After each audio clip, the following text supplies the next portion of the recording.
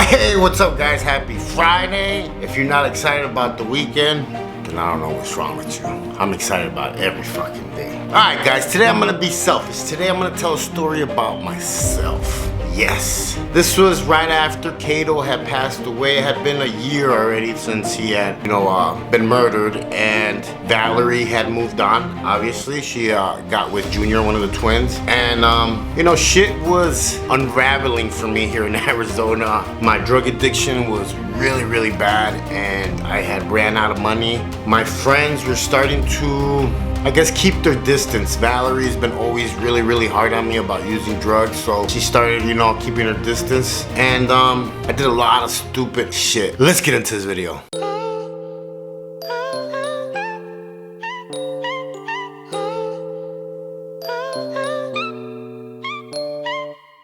Cartel got me working for the big faces. Federale got my car full of brick cases. Hit the pen with a grin, there ain't no faking. I was picked to my back for my shoelaces. Got out, should've seen the look on their faces. All jealous cause your boy stacking hella paper. Set up by the crew, they done put a banger in the trunk of my car and left me to hang there. No thing, then attorney went and beat the case. Got a job digging holes for minimum wage. Had a dream that Cato said he proud of me. Stay here, don't leave, keep doing your thing. Quit the drugs, but I went back to selling, 6-time failing. I went back to prison, got my head right, got my bread right. Push these weights like a kilo in a tailpipe. Trying to do right, I got a mission. Trying to give back to my boys in the prison. The old me's gone, I ain't never.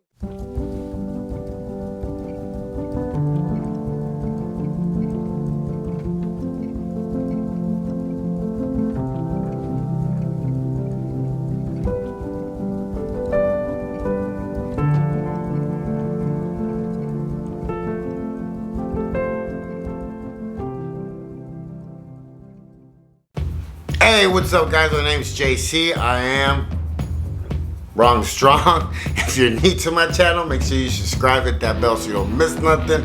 If you're part of my team, mi familia, mi raza, you already know what time it is. Súbanse a la Suburban. We're about to take a ride. What's up guys? My name is JC and I am Wrong Strong. If you're new to my channel, we talk about my incarceration in Mexico, United States, state, federal, working for families in Mexico, cartels, whatever you want to call them, being involved with gangs, flipping from one gang to another, murder, backstabbing, betrayal, drug dealing, I mean, you name it. It's an action-packed fucking movie. Today I'm going to talk about a little bit about my story. My story is very hard to tell sometimes just because of the people that are involved in it and around it, and sometimes you just can't say certain stuff. You know what I'm saying? So this story connects onto my whole U-Haul story. If you guys have not watched it, it's a couple videos back. It's after I finished using all the money I came down here with and just didn't have nothing left no more, so I had to get a job. I had to work. Well, my depression was at an all-time high just because I felt that I pretty much had no strings left to Chicago, like my home, my everything. And it was slowly slipping away from me. And I was meeting people out here from Chicago and stuff like that, but it just wasn't the same. I met a couple SDs out here, Imperial Gangsters. There was a lot of Puerto Ricans out here from New York. They were kings.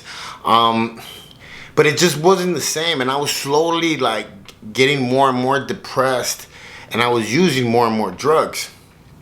No one was here to pretty much talk shit or bring me up on charges or none of that shit, so nobody was watching me, so it got really, really bad. When I say bad, I mean bad. Like a drug addict walking around at night trying to steal shit, yeah, that bad. So I decided to walk myself into Solutions.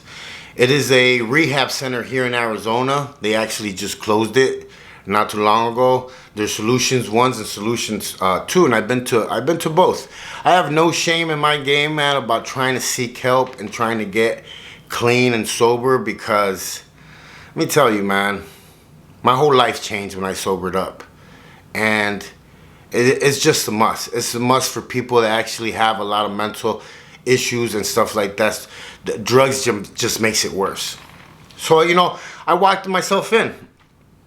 I started doing the program. It's a 90-day program to sober up, and then you move out, you know. And I was doing it.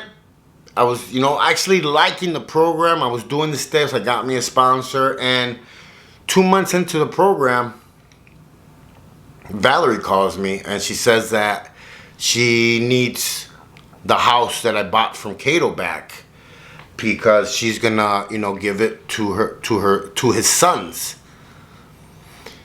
So I was like, cool, you know, I mean, I needed the money, you know, deep down inside, but I really didn't want to say nothing because out of respect, I thought that that's what was gonna happen, that they were gonna take the house and, you know, give it to his sons. I didn't know that my ex-wife at the time was still living there and was still, you know, making payments on the house and all that shit. I thought she had moved out. So we get there, you know, and this is a really nice house. This is a really nice house that Cato fixed up, and if anybody knows, they know that even when he bought a car, it had to be fixed up that same day. Like that's how he was. So that car, that when I bought that house was like my dream house. I always called it the Soprano house, you know. So I knock on the door. Valerie's next to me. My ex-wife comes out. And we tell her the spill, you know. We tell her, hey, we need the house back. She smacked me in the face with a bag of money. She smacked her in the face with a bag of money. The movers were already outside in a 53-footer. And they started loading the shit up. I started walking through the house. And I started getting more and more mad because, like, you know, this lady was left pretty set up because of me. And she was like living it, and I was struggling, and never did she, you know, try to help me or anything. And this isn't mine and the way an addict thinks. It didn't cross my mind how many times I cheated on her, how many times we fought, how many times I lied. You know, none of these things. So it's crazy how when you're an addict, you always want people to do for you, but you don't do for nobody. So here I am driving back to Phoenix, 280 cash, brand new truck, and all that's on my mind is more drugs. I literally couldn't wait until I got to Arizona to do more drugs. I actually stopped in New Mexico and stopped in the hood and like hooked up with somebody, started to get high. Yeah. That's how bad it was. I ended up going back. I ended up blowing all that money, the truck, everything, in a matter of weeks. I want to say in about 6 months I was broke again. And it was embarrassing. It was embarrassing because that summer, Valerie and Junior flew into Arizona. You know, Valerie's my daughter's godmother, Valerie. And she came and bought her a $7,000 crib. You know, it was like a stainless steel crib. I was such a drug addict that I actually took that shit back with the receipt, got the money, and my daughter didn't even have a crib. Like, she slept in the bed with her mom the whole time, but I spent all that money on drugs. Close to 320K in those 6 months, all on crack cocaine. Like, nobody was talking to me. All the SDs wanted to kill me. Some of the Kings wanted to kill me too because I was an SD. So it was like a lot of like, I didn't know who to trust or what way to run or what way to run towards. Or it was like chaos in my life. And I'll never forget that dream. He was talking to me and telling me that I needed to stay out here in Arizona because if I went back to Chicago, I was gonna get killed. I wanted to go back because I was missing the money. Sometimes it's easier to go back to what we know. It's actually harder and scarier to learn something new and to move on and be somebody. I decided to get sober, to give it like another try. And I went into solutions again. And this time I got sober for a little bit longer, 6 months. 6 months until I relapsed again. When I relapsed in those 6 months, a couple months later, I had a phone call from Valerie. She was already living in Mexico with Junior, and they were already working hand in hand with El Chapo and the other family. She asked me to go, and I was this close to leaving. This close, something just stopped me. I don't know what it was, I don't remember. But I seen it as a big money opportunity, and I was like, fuck it, I'll move out there, you know? Today I think about it, and I'm glad I didn't. I'm glad that I went into that rehab center. I'm glad that all these things happened with a greater purpose at the end. You might ask, hey, so you blew all this money, what was the purpose? The purpose is that, like, now I realize that money's not everything. At the beginning, I used to think that being successful was living like a drug dealer. The big Ferrari, the condo, expensive clothes and all that. And I was very, very wrong. Being rich is being able to do whatever you want to do on whatever time or day. There's times that we just pack up and we leave and go to have breakfast in Tucson or in Flagstaff. And not a lot of people can say they could do that.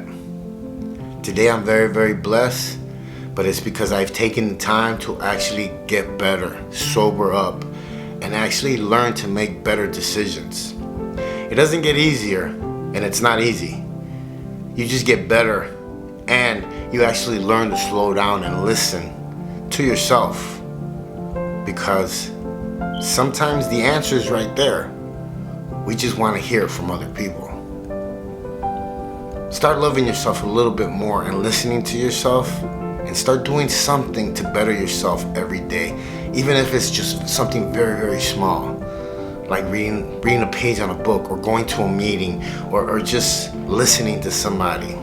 How good you feel when you do certain things, like working out, giving somebody a hug, asking somebody how they're doing.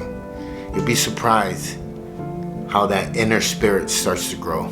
Hey, my name's JC. I am Wrong and Strong. Don't judge nobody, stay in your lane, live savage, and remember, you only have one life to live. Live it out here free, not gangbanging, not doing drugs, not living in depression. Just be happy, man. Every day's a new start. I'll catch you guys on the rebound.